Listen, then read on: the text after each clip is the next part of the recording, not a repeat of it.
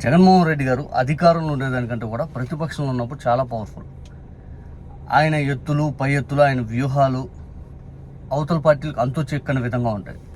ఒక్క జగన్మోహన్ రెడ్డి గారిని దెబ్బ కొట్టడం కోసం ఎన్నో ఏళ్ళుగా శాశ్వతంగా వీళ్ళు బద్ధశత్రువులకు ఉంటారేమో అనుకున్న దాన్ని కూడా ఒక్కసారికి జగన్మోహన్ రెడ్డి గారిని చూసి రెండు పార్టీలు కలిసిపోయినాయి, కాంగ్రెస్, టీడీపీ.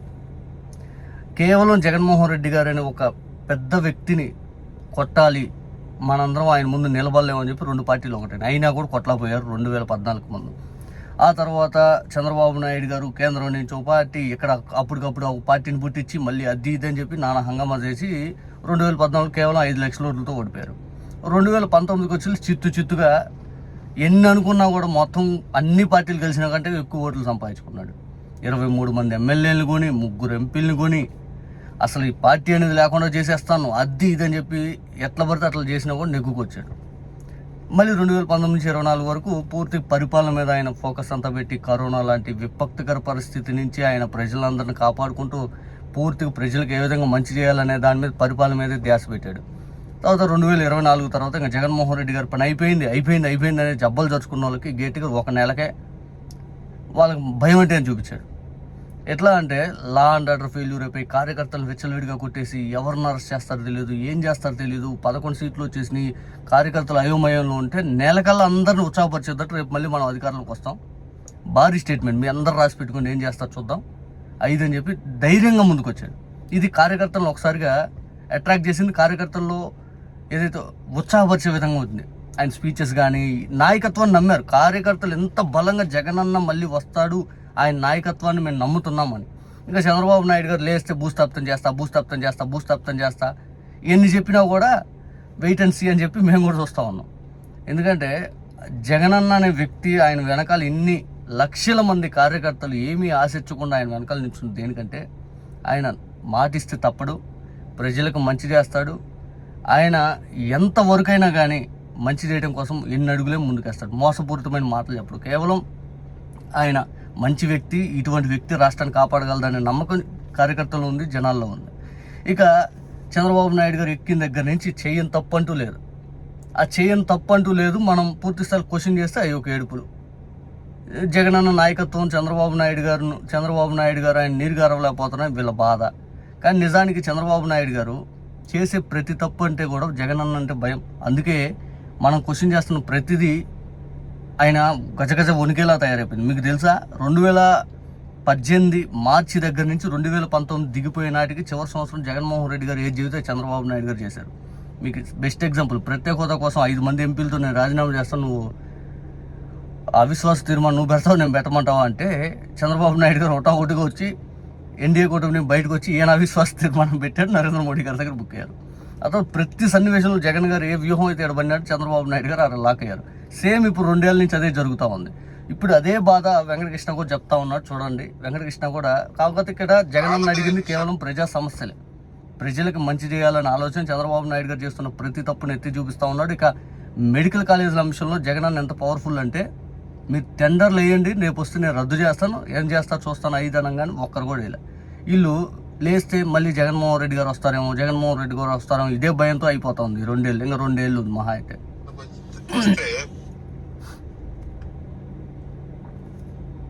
ప్రతిపక్షం చాలా ప్రొయాక్టివ్ గా పనిచేస్తుంది, కాకపోతే డిఫరెంట్ వేలో పనిచేస్తుంది. వైఎస్ జగన్మోహన్ రెడ్డి గారు చేస్తున్నది ఏంటి ఇవాళ అంటే, మనం ఒకసారి క్రోనలాజికల్ గా వాళ్ళ పనుల్ని, వాళ్ళ చర్యల్ని, వాళ్ళ వ్యూహాల్ని గమనిస్తే ప్రభుత్వానికి ఎజెండా ఫిక్స్ చేస్తున్నాడు. ప్రభుత్వానికి సమాధానం చెప్పుకోక తప్పని ఒక కంపల్షన్ క్రియేట్ చేస్తున్నాడు. ప్రభుత్వం సమాధానం చెప్పుకోవాల్సి వస్తుంది ప్రతిదానికి. అలాంటి ఎజెండా ఫిక్స్ చేస్తున్నాడు జగన్మోహన్ రెడ్డి. ఇది ఒకసారి మనం క్రోనలాజికల్ గా చూసినట్లయితే, వచ్చి రాగానే లా అండ్ ఆర్డర్ అన్నాడు, వచ్చి రాగానే ప్రతిపక్షంలోకి. ఆ తర్వాత మార్కెట్ యార్డుల్లో అంతా బాగానే ఉన్నా అక్కడ ఏమీ లేదని చెప్పి చేసే ప్రయత్నం చేశాడు.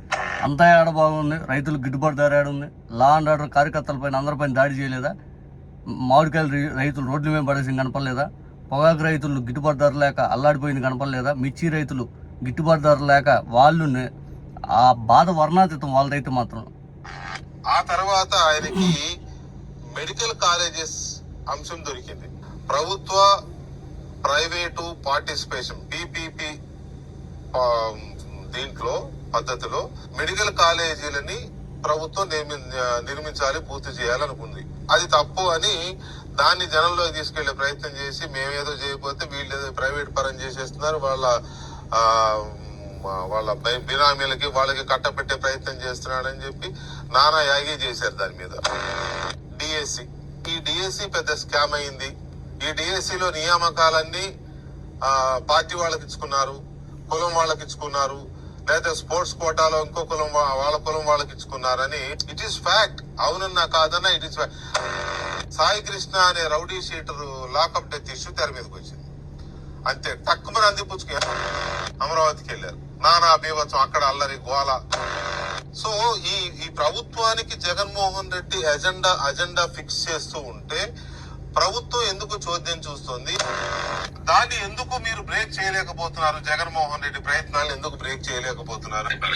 ఎందుకు బ్రేక్ చేయలేకపోతున్నారంటే, మీరు అధికారంలోకి వచ్చిన దగ్గర నుంచి ఎట్ట కక్ష తీర్చుకోవాలి, ఏం చేయాలనే దానికంటే కూడా మీరు ఇచ్చిన హామీల వైపు పరిగెత్తలేక మోసపూరితమైన పనులు చేస్తున్నారు కాబట్టి బ్రేక్ చేయలేరు. ఇప్పుడు డిఎస్సి కుంభకోణం, అతిపెద్ద కుంభకోణం, అభ్యర్థులు వచ్చి ఏడుస్తుంటే వాళ్ళని పెయిడ్ ఆర్టిస్ట్ లాగా మాదిరి మీరు బిల్డప్ ఇచ్చారు, వాళ్ళ మీద నెగిటివ్ ప్రచారం చేశారు. సాయి కృష్ణ హత్య అడిగిదేంటి, చట్టాన్ని చేతిలోకి ఎందుకు తీసుకున్నారు, కోర్టులు ఏమైపోయినాయి అని అడుగుతుంటే కనీసం బూడిదగా లేనంత ధైర్యం మీ ప్రభుత్వం పోలీసులు కల్పించింది కాబట్టి మీ అండ చూసుకునే కదా అని చెప్పి అడిగితే దానికి సమాధానం లేదు. రైతులు గిట్టుబాటు ధర సమాధానం రాదు. అమరావతిలో దాడి అంటే అమరావతి మీదే అంటే మాదే అన్నట్టుగా మాట్లాడతారు. ఇంకా సామాన్యుడు అమరావతి గతి లేదంటే ఆ గతి లేదన్నట్టుగా మాట్లాడతారు. పూర్తి మీరు చేసే తప్పులే కదా అడుగుతుంది. మెడికల్ కాలేజీలు ఎవరు ప్రైవేటైజ్ చేయమన్నారు? జనాలకు సంక్షేమం ఇవ్వరు, అభివృద్ధి చూపించరు, మాటలు మాత్రం కోటలు దాడుతూ ఉంటాయి. ఈ జగనన్న అడుగుతూ ఉన్నాడు. మీరు చేసే తప్పులే జగనన్న ఎప్పుడు అడిగేది, కాకపోతే బలంగా అడుగుతాడు, బలమైన ప్రజా ఉద్యమం వైపు తీసుకెళ్తూ ఉంటాడు.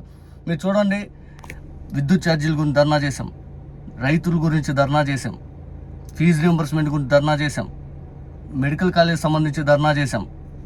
ఆ తర్వాత వెన్నుపోటు దినం అని చెప్పి ఇచ్చిన హామీలు అమలుకు లేని విధంగా దానికి ధర్నా చేశాం. ప్రతిదీ రోడ్డు ఎక్కాం.